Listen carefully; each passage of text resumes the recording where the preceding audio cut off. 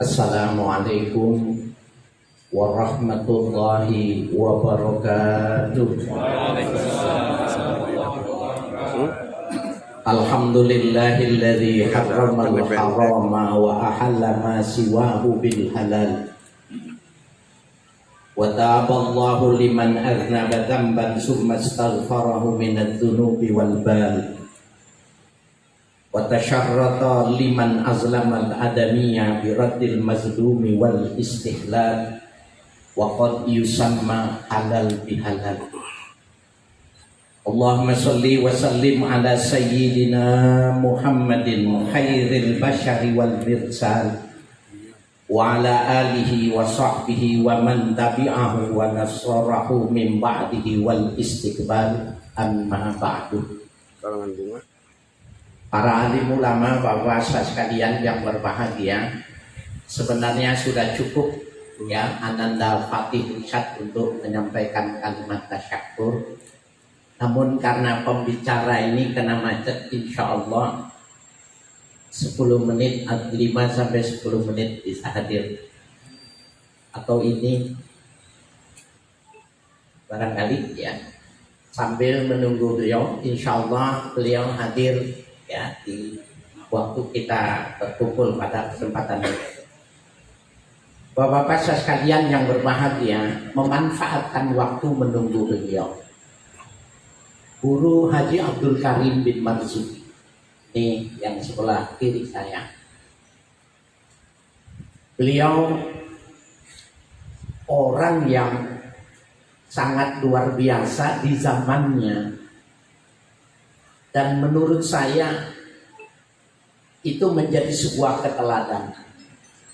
Sehingga saya melihat anak-anak yang belajar kitab dengan saya lihat dari kecenderungannya. Kalau kecenderungannya sama, ternyata memang hasilnya sama. Beliau ini ketika masih muda mengaji ya, terutama kepada paman beliau. Jadi guru dari Bapak Haji Hanafi, Bapak Ramli Amin ya,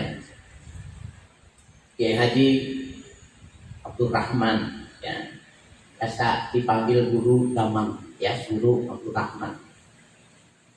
Beliau mengaji juga kepada orang tuanya, ngaji kepada Habib Ali Kuitang dan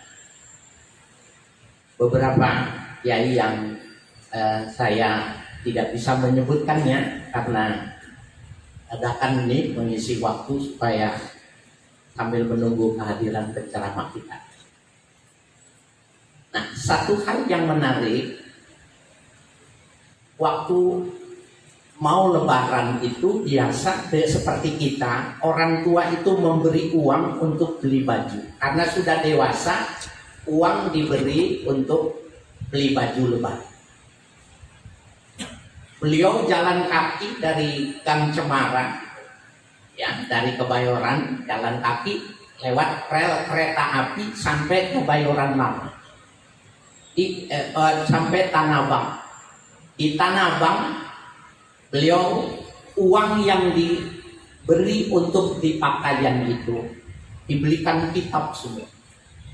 Sehingga dipanggul banyak nilainya, dipanggul, dibawa. Sampai di rumah tanya sama ibunya, saya punya nenek, udah beli pakaian Rim?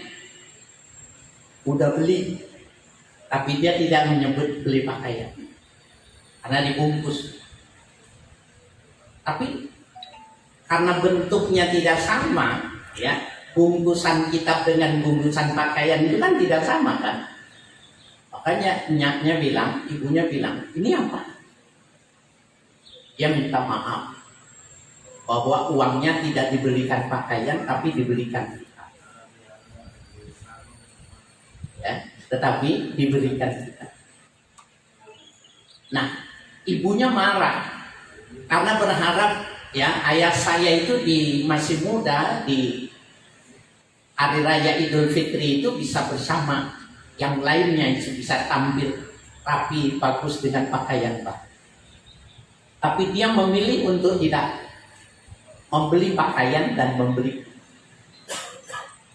Sehingga saya lihat murid-murid itu yang mengaji sama saya dan atau orang-orang yang masih pada status toraba, kalau dia hobinya beli kitab, itu salah satu isyarat kalau itu tandanya mau jadi. Hobi beli kitab. Udah bisa baca belum? Belum, beli aja, cuma himahnya itu kuat gitu. Lebih kuat beli kitab ketimbang ganti HP. Oh Bapak, kira-kira HP baru sama kitab baru gimana? Nah ini menarik. Itu juga yang menjadi ya penilaian ketika saya punya dua anak ini yang sudah tampil. Ini dua anak saya ini sudah tampil, sama-sama tampil di televisi. Saya rada-rada takut saya. Jangan-jangan udah disundul-sundul, sebentar lagi dipanggil. Ustaz Salim, doain nanti biar panjang. Saya lihat beliau juga, saya nggak suruh belajar. Anak saya ini nggak pernah saya suruh belajar. Tetapi bisa jadi dia melihat saya setiap hari nggak pernah tidak belajar. Saya kenapa begitu? Karena ternyata Guru Karim tidak pernah dalam satu hari tidak pegang kitab, tidak pernah. Sehingga saya nggak pernah disuruh belajar. Nah ini teori ini buat bapak-bapak. Kalau pengen anaknya pinter, pengen anaknya rajin belajar, jangan disuruh belajar. Harus diapakan? Kasih contoh. Ya hari aja belajar, baca. Sampai beliau mengatakan jangan nggak baca walaupun cuma sobekan koran. Walaupun cuma sobekan koran, baca. Nggak boleh jangan nggak baca. Dan ternyata sobekan koran itu luar biasa. Ketika saya menjadi, maaf ya, sudah banyak diminta hadir untuk menyampaikan kajian, sobekan koran yang dulu saya baca itu, subhanallah, banyak manfaat untuk contoh. Pesannya beliau, salah satu contoh begitu. Ini sobekan koran, sobekan majalah yang sudah kena hujan, kemudian sudah kotor karena bahasa Betawinya udah debel matana, saya baca ada manfaatnya. Di dalam riwayat itu, catatan yang saya baca itu, sobekan itu, ada seorang namanya Umar Prawoto. Ya, lahir dan besar di Blora, Jawa Tengah, dekat Semarang.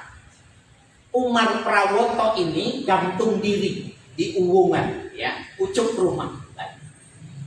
Tetapi di kakinya itu ada surat ditulis dalam bahasa Jawa yang intinya bahwa dia berharap anaknya dan istrinya menerusi dan mengikuti jalan yang sudah ditempuhnya. Dia suruh istrinya gantung diri, dia suruh anaknya gantung diri juga. Ya, berani.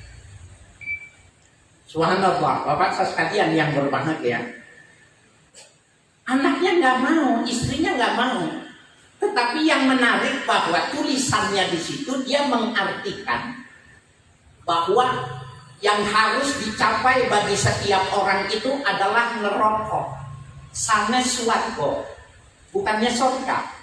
Jadi wali-wali, para ulama wajib bertanggung jawab yang mengarahkan orang masuk surga itu salah, sesat dan harus diluruskan. Yang benar harus masuk neraka. Gendeng apa gila? Bapak saya sekalian, itu saya bilang menariknya nih, bacaan itu sebenarnya sudah diinjak-injak. Menurut dia, neraka adalah penerotu mekok. Sesuatu yang harus dicapai, itu namanya neraka. Bukan swarga. Swarga itu ya warak insego. Kenyang makan nasi, ahlan wa sahlan wa marhaban. Datang ya, teringnya datang.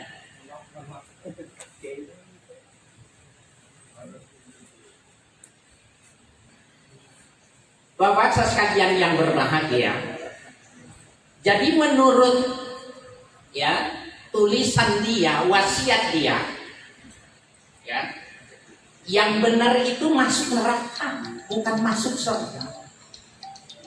Dan di situ dia mengutip bahwa menika saking titahipun ya sinten menika Ronggo Warsito wonten ing kitab Wirid Hidayat Jati. Ini pendapat ini bahwa orang harus masuk neraka bukan masuk surga diambil dari titahnya Ronggo Warsito dalam kitabnya Wirid Hidayat Jati. Oh, tambah genten lagi ya. Ternyata diteliti Bapak sekalian, ada tidak yang namanya Wirid Hidayat Jati? Ternyata ada. Dan itu adalah buatan dari Ronggo Warsito, sebuah ya sastrawan, seorang pujangga Jawa. Dan ternyata yang dimaksud oleh Ronggo Warsito itu tidak sebagaimana pemahaman dari ya orang yang dimaksud itu tadi. Umar Prawoto namanya. Nah, Bapak sekalian yang berbahagia, kitabnya benar. Kenapa dia salah memahaminya? Ternyata sederhana saja.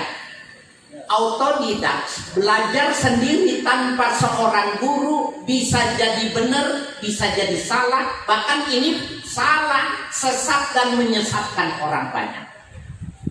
Itu intinya. Jadi saya punya contoh tentang orang yang belajar dengan Google, orang yang belajar ya dengan internet, tidak mau duduk di majelis taklim, tidak ada interaktif untuk menanyakan autentitas keilmuannya, bisa jadi salah, bisa jadi jatuh, dan bisa jadi sesat dan menyesatkan. Ternyata benar Bapak, kalau kita lihat banyak orang yang salah memahami Mbah Google. Kita kalau biasa ngaji mau cepat mencari referensi memang buka Google, tapi marojiknya harus dilihat, al-marojik al-awwal harus dilihat. Itu tidak mengapa, aman kalau caranya semacam itu. Nah, oleh karena itu Bapak sekalian yang berbahagia, apa yang dikatakan Guru Karim itu saya rasakan benar. Jangan tidak membaca setiap hari. Kadang-kadang bisa jadi itu udah diinjak-injak, sudah kotor karena nggak ada bacaan, yang ada adalah kertas bekas majalah yang dibaca. Ternyata ini contoh yang paling tepat. Man kana sayhuhu kitabun fasayhuhu syaitan. Orang yang belajar pakai kitab tanpa kehadiran guru sama saja dia belajar dengan setan. Kenapa? Gantung diri dan minta anak istrinya juga gantung diri. Nauzubillah min. Inilah salah satu kelebihan dari Guru Abdul Karim. Yang kedua, yang terakhir, ketika saya awal-awal jadi khatib di Masjid Himmatul Masakin, khatib itu supaya tidak makruh, khatib imam itu jadi satu orang. Jadi kalau sekarang ini cari imam-imam yang bagus, boleh-boleh saja. Tapi menurut mazhab Imam Syafi'i makruh.